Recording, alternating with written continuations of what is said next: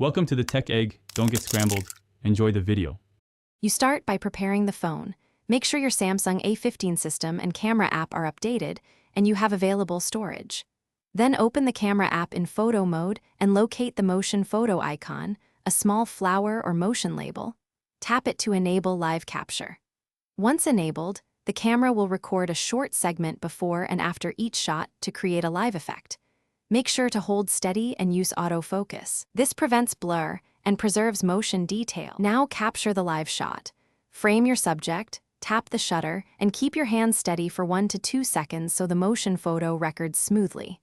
Once done, open Gallery, select the photo, and tap the play icon to preview the short clip. This shows why the motion was captured and whether you need another take. If you want a shareable file, use the 3-dot menu to export as GIF or video. This converts the live capture into a format other apps and devices will accept. Finish by choosing how to use the live photo. From Gallery, tap Share or set as wallpaper to put motion on your home/lock screen, or upload to Google Photos to back up the motion segments.